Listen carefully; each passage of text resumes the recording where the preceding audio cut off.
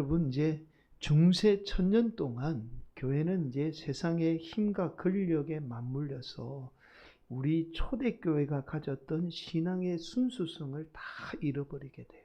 1000년 동안 완전히 잃어버립니다.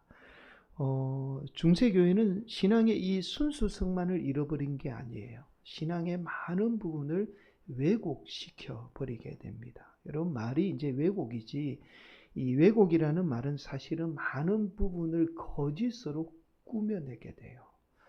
그 중에 가장 대표적인 것이 바로 사탄 마귀의 존재입니다. 여러분, 중세교회는요, 사탄 마귀를 실제로 존재하는 이 실체로 왜곡시켜 버렸어요. 여러분, 마치 이 머리에 막 뿔이 달리거나 무서운 형상을 가진 존재로 왜곡을 시켜 버린 겁니다. 여러분, 사탄 마귀는 혼자서는 역사하는 실체가 아니에요. 그러니까 실제로 보이는 존재가 아니라는 말씀입니다. 사탄 마귀는 언제나 인간 안에 숙주해서 인간을 통해서 역사하게 돼요. 그래서 혼자서는 아무것도 할 수 없는 존재입니다. 그런데 중세교회는 이 사탄 마귀 존재를 통해서요, 성도들을 효과적으로 통제하고 다스리기 위해서 사탄 마귀를 마치 무서운 존재로 왜곡을 시켜버린 거예요. 여러분, 아무래도 사탄 마귀가 무서운 존재로 만들어서 이 무서운 존재를 이용해서 성도들을 어떻게 쉽게 통제할 수 있는 거예요. 자, 그래서 중세교회가 사탄 마귀를 무서운 존재로 왜곡을 시켜버리게 된 겁니다. 그래서 우리가 지금 사탄 마귀 하면 대부분 성도들이 어떻게 알고 있죠? 무서운 형상을 가진 존재, 이렇게 알고 있어요. 그런 존재가 아니라는 거예요. 자, 오늘날 한국교회는 중세교회가 1000년 동안 이룬 것을 한국교회는 단 100년 만에 이루었어요. 서양교회가 근 1000년 넘는 동안 이룬 것을 한국교회는 단 100년 만에 이루었습니다.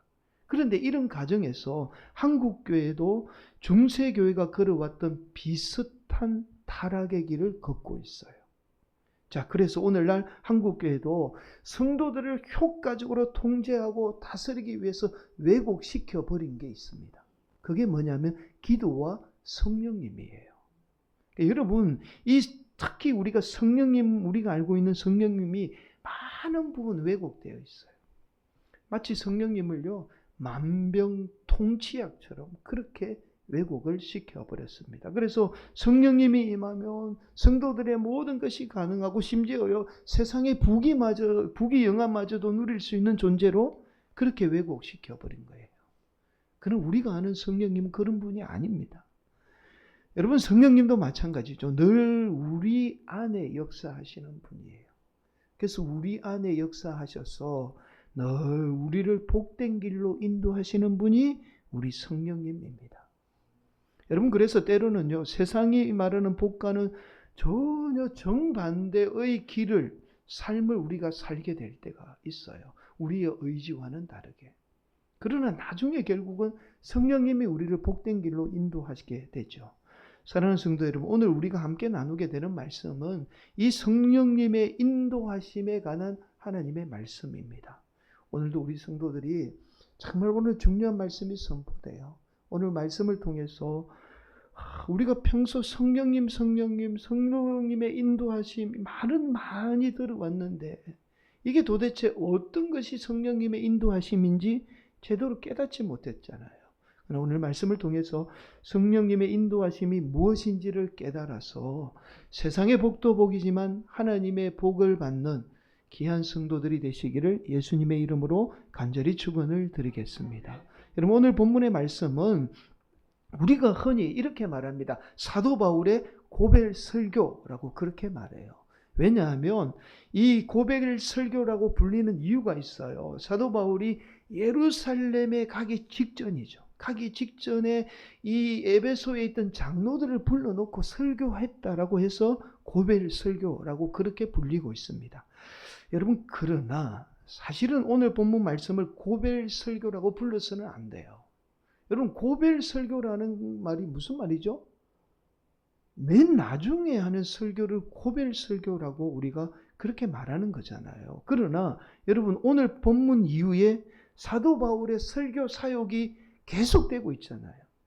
오늘 20장으로 사도행전이 끝나는 건 아니거든요. 그렇기 때문에 오늘 사실 본문의 말씀은 고별설교라고 불러서는 안 됩니다. 또 고별설교라고 불러서는 안 되는 이유가 또 있어요. 여러분 오늘 본문을 먼저 간략하게 살펴보면 본문이 굉장히 길잖아요. 근데 딱 뭐 세 가지로 요약을 할 수가 있습니다. 첫 번째는 예수님을 위해서 자신의 목숨을 아끼지 않았다는 거예요. 그 말씀이 바로 오늘 본문 24절 말씀. 내가 달려갈 길과 주 예수께 받은 사명 곧 하나님의 은혜의 복음을 증언하는 일을 마치려 하면은 나의 생명조차 조금도 귀한 것으로 여기지 아니하노라. 사도 바울이 자신의 어떤 그 생명을 다해서 자기는 최선을 다해서 이 하나님의 복음, 예수님의 복음을 전했다는 거. 왜냐하면 자기는 죽을 수밖에 없는 존재인데 예수님의 은혜로 다시 살았기 때문에 그 생명도 조금도 아까워하지 않고 예수님의 복음을 위해서 지금껏 달려왔다라는 말씀이죠. 또한 이런 사도 바울이 예수님의 복음을 전했는데 자신의 욕망, 자신의 뜻에 의해서 복음을 전한 것이 아니라 오롯이 하나님 뜻에 의해서 복음을 전하게 되었다라고 말씀해요. 그 말씀이 27절 말씀. 이는 내가 꺼리지 않고 하나님의 뜻을 다 여러분에게 전하였습니다. 자, 사도 바울이 이어서 이 장로들에게 불러놓고 장로들에게 좀 조심할 것, 주의할 것을 말씀해요. 그게 뭐냐면 자신의 욕망에 이끌려 목회하는 자들 조심해라.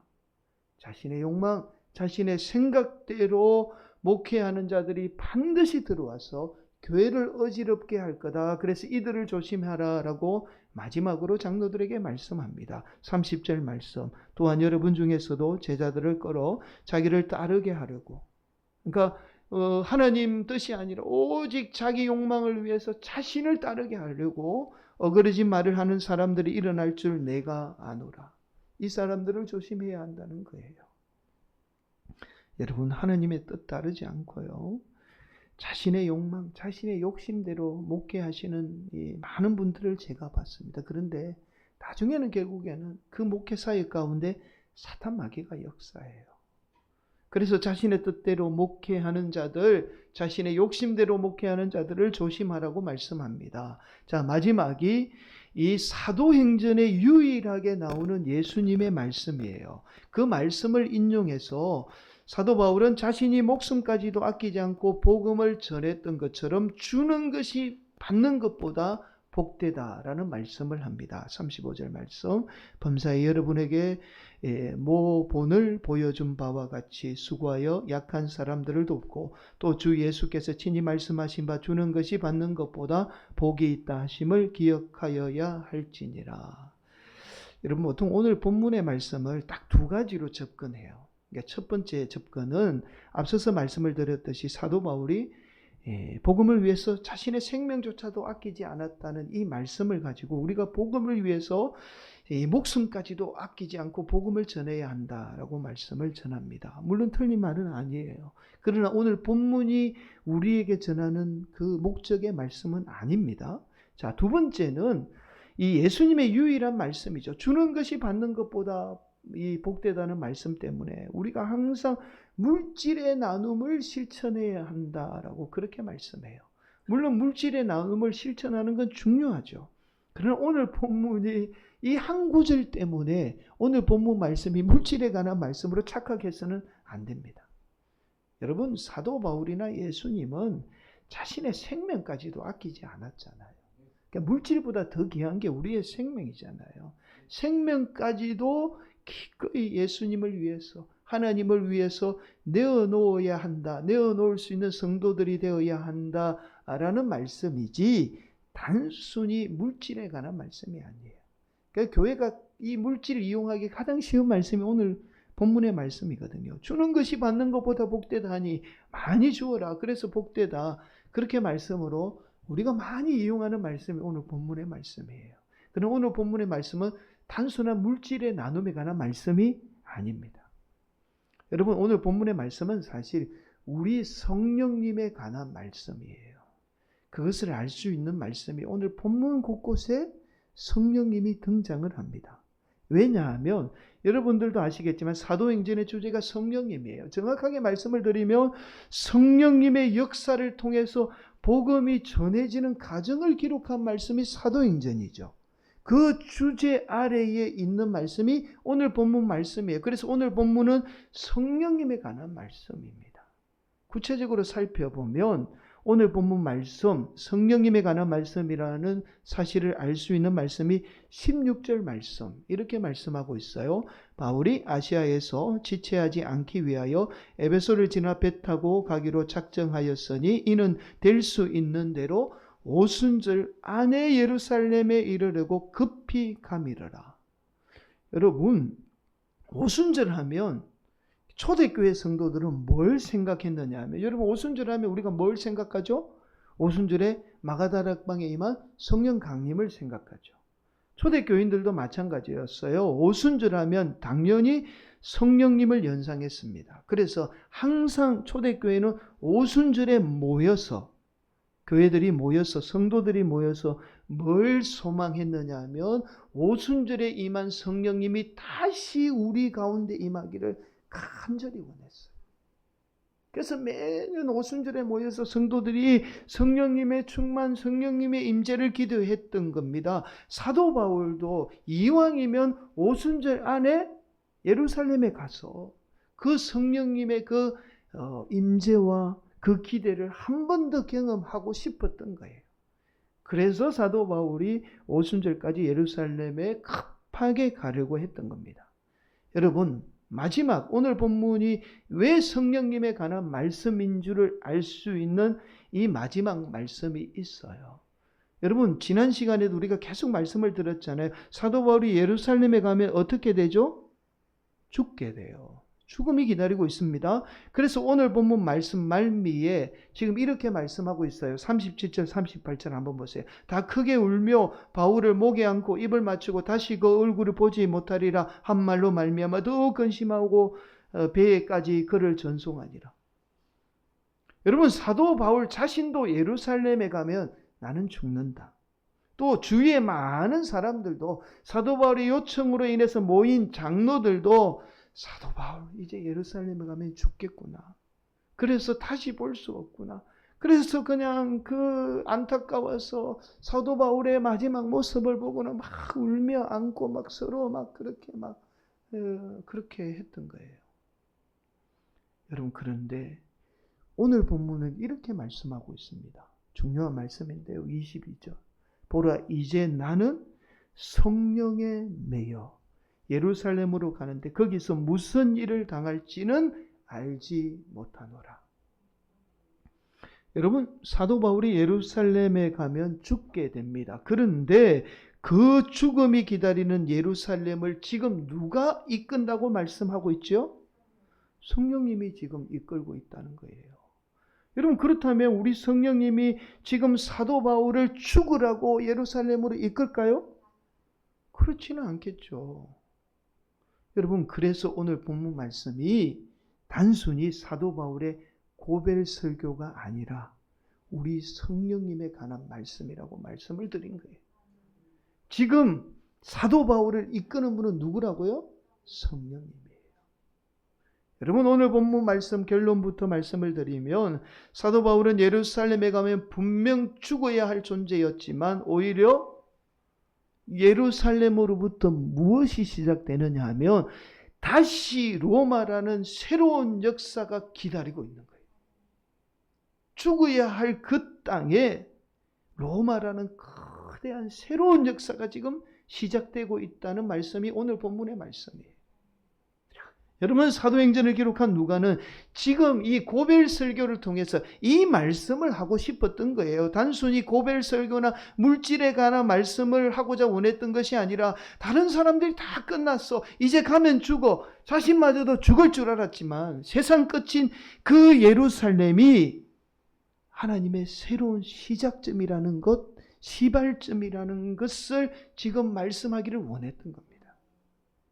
여러분, 분명 모든 사람이 사도 바울이 예루살렘에 가면 죽는다고 생각했어요. 그래서 다들 이제는 다시 볼 수 없다는 생각에 안타까워 안고는 눈물을 흘렸습니다. 사도 바울 본인도 자신은 예루살렘에 가면 무슨 일을 당할지 몰랐어요. 죽을 줄 알았어요. 그래서 예배소에 있던 장로들을 마지막에 불러놓고는 그렇게 고별 설교까지 했던 겁니다. 그러나 많은 사람이 죽음이라고 생각했던 예루살렘은 죽음이 아니었어요. 우리가 볼 때는 끝이고 죽음이었지만, 그러나 우리 하나님은 그 끝에서 사도 바울을 통해서 새로운 역사의 시발점인 로마를 열어두었던 겁니다. 이미 사도 바울 나이가 거의 60이 다 됐어요. 그 당시에는 60은 그냥 죽음을 앞둔 나이잖아요. 여러분, 그렇다면 사도 바울에게 어떻게 이러한 역사가 펼쳐지게 되었을까요? 바로 그 원인에 관해서 말씀하는 본문 말씀이 조금 전에 우리가 봉독한 22절 말씀입니다.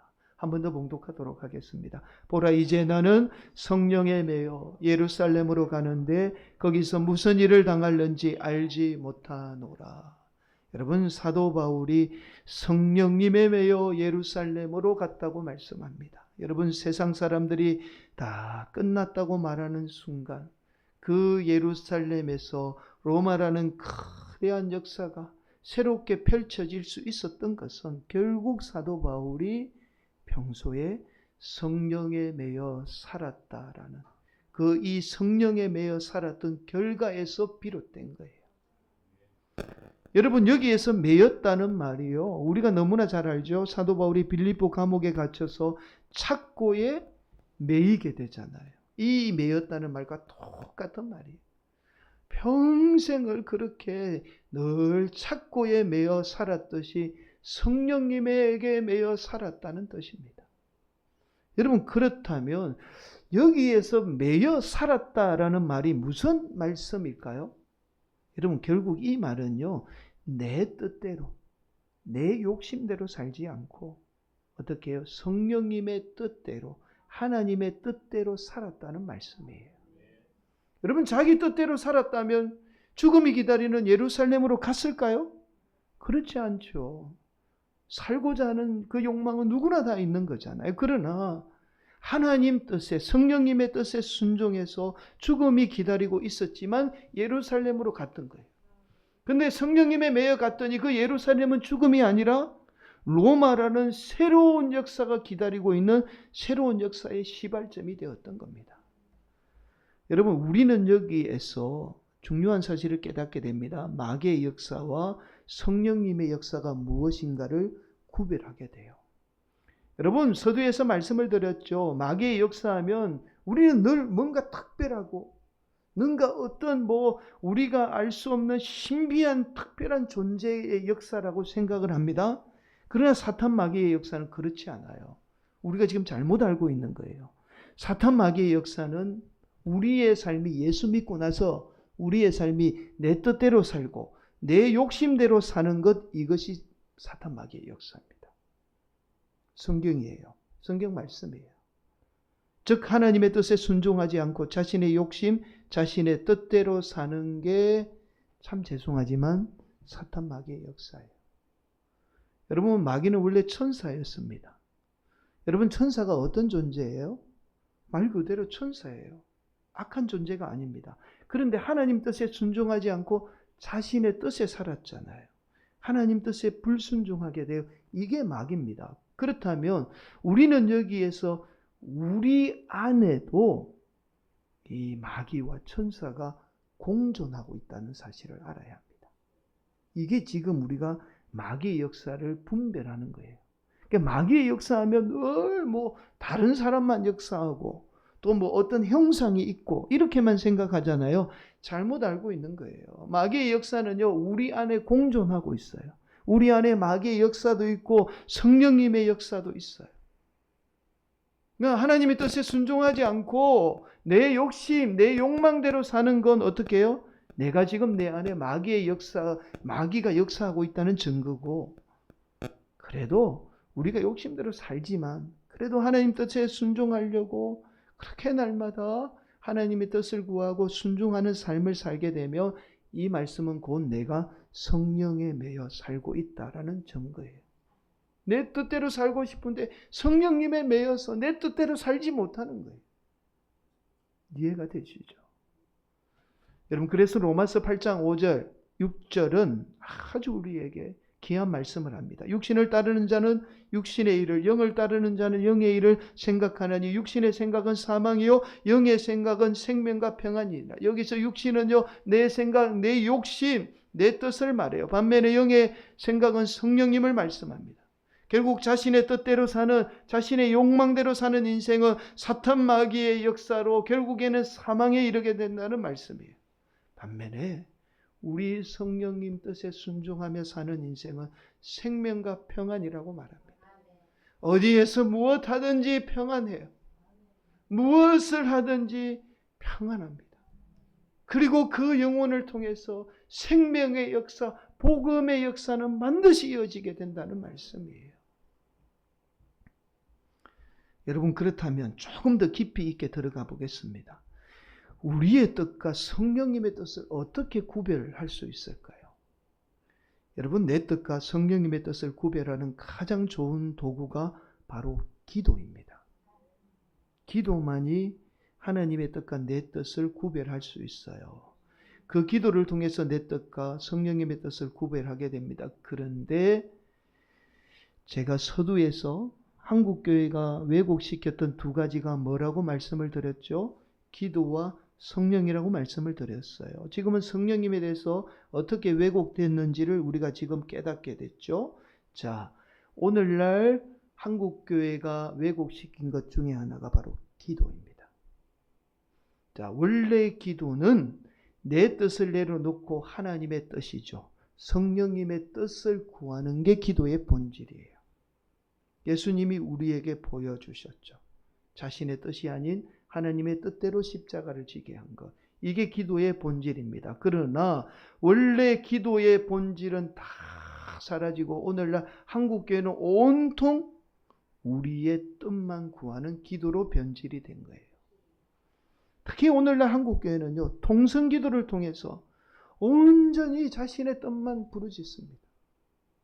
자신의 욕망, 자신의 뜻만 구해서 오늘날 많은 성도들이 그것이 이 사탄 마귀의 도구로 쓰임받고 있음에도 불구하고 그것조차 분별하지 못하고 그게 하나님의 일이라고 생각하고 있어요. 여러분, 그러나 초대교회 성도들의 기도는 오직 침묵 기도였습니다. 우리가 흔히 말하는 묵상 기도예요. 여러분, 조용히 눈을 감고 자신의 생각이나 뜻을 내려놓고 하나님께서 성령님을 통해서 내 안에 들려주시는 그 음성을 듣는 게 기도예요. 그래서 오늘날 명상이나 이런 것들이 원래는 다 기독교의 산물이에요. 그러니까 오늘날 지금 세상 사람들이 막 명상하잖아요. 이건 원래 다 기독교가 가지고 있던 아주 좋은 영성의 훈련이고 기도였어요. 왜냐하면 여러분, 초대교회 성도들은 소리내서 기도하고 싶어도 기도할 수 없었어요. 기독교인이라고 밝히는 순간 핍박과 엄청난 고난이 닥쳐오기 때문에 조용히 숨어서 그냥 소리내서 기도할 수 없었던 사람들이 초대교회 성도예요. 그리고 여러분 아시겠지만 기독교는 300년간요 오랜 핍박과 고난을 받았어요. 그래서 소리내서 기도할 수 없었어요. 그래서 형성된 것이 우리가 말하는 오늘 우리나라가 알고 있는 그게 기도예요. 그런데 한국교회는 기도가 변질이 된 거예요. 여러분, 놀라운 사실은 그 오랜 소리 없는 기도에 기독교는 다 끝난 줄 알았어요. 기독교는 세상에 사라진 종교, 기독교는 이제 다 끝났구나라고 그렇게 역사 속에 완전히 사라진 존재였는데, 그러나 그 끝난 줄 알았던 기독교는 성령에 매여 성령님의 뜻대로 행한 소수의 성도들의 기도에 의해서 새로운 역사가 시작이 되었던 겁니다. 그래서 우리가 성령님에 매여 하나님의 뜻대로 사는 것이 얼마나 귀하고 얼마나 놀라운 역사가 있다는 사실을 우리가 깨닫게 돼요. 여러분, 부르짖는 기도 중요해요. 그러나 여러분, 제가 우리 성도들에게 부탁을 좀 드리겠습니다. 일주일에 조용한 시간, 일주일에 한 번을 정해도 좋아요. 두 번을 정해도 좋아요. 5분도 좋고 10분도 좋고. 여러분, 차를 타면서도 조용한 시간, 내 욕망이 무엇인지를 들여다보고 그 욕망을 통해서 오늘 성령님이 나에게 무엇을 말씀하시는가를 날마다 들어야 합니다. 그래야 저와 여러분이 어디에 매여 산다고요? 성령님에 매여 살게 돼요. 성령님에 매여 사는 인생은 반드시 놀라운 역사가 일어납니다. 사랑하는 성도 여러분, 우리 인생에 예루살렘은 반드시 찾아와요. 세상 모든 사람이 이젠 끝이야. 저 사람 이제는 정말 끝났구나, 안 될 거야. 심지어 저 나이에 이제 뭘 하겠어? 라고 하는 순간은 우리에게 반드시 찾아옵니다. 그러나 저와 여러분이 평생을 내 욕심, 내 욕망에 이끌리지 않고 내 생각대로 살지 않으면, 성령님에 매여 살게 되면 반드시 로마라는 거대한 역사는 우리 인생 가운데 새롭게 시작이 돼요. 그 시점이 반드시 찾아옵니다.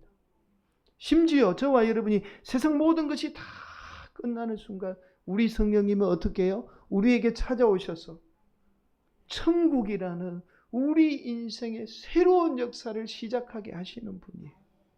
이게 성령님의 역사입니다. 성령님이 하시는 일이에요.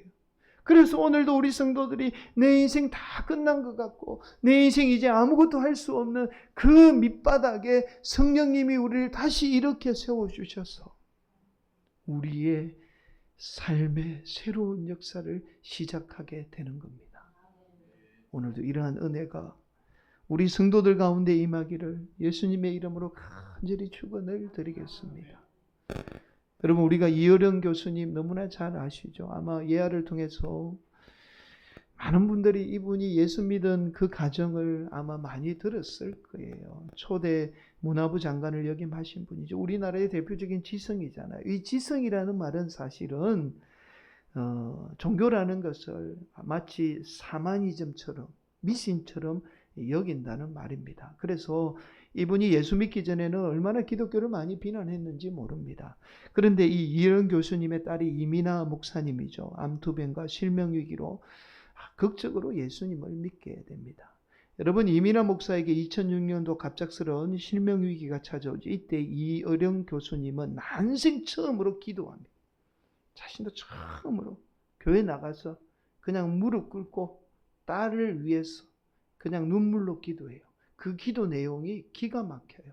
이런 기도 내용입니다. 하나님이 만드신 이 아름다운 세상을 보는 기적을 당신의 딸 미나에게서도 거두어 가지 마시고 제게 글을 쓰는 것과 말하는 천한 능력이 있으니 미나가 앞을 보게 해주신다면 그 능력을 당신께서 이루고자 하는 일에 쓰실 수 있도록 바치겠습니다.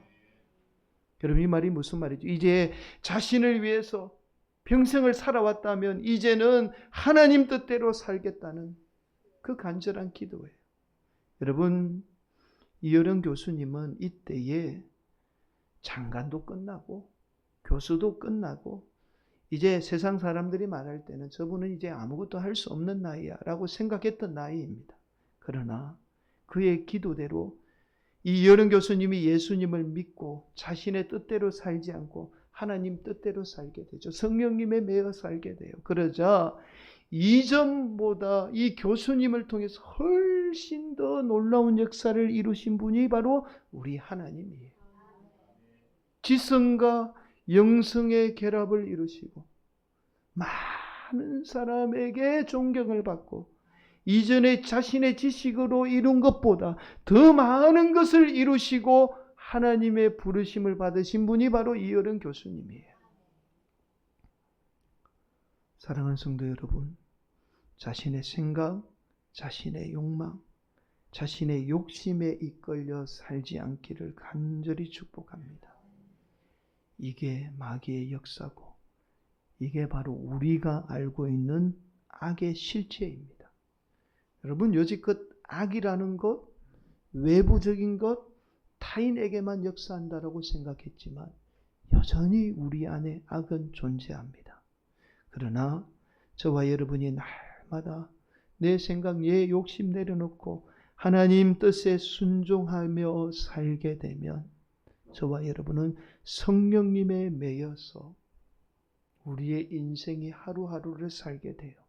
그게 어떤 억압과 답답함이 아니라 결국 성령님에 매여 사는 인생은 예루살렘과 같은 죽음의 상황이 우리 앞에 찾아올지라도 그 성령님은 오히려 그 죽음의 상황을 통해서 로마라는 거대한 새로운 역사를 이루어 가시는 분입니다. 오늘도 그 역사가 우리 성도들 가운데 임하기를 예수님의 이름으로 간절히 축원을 드리겠습니다.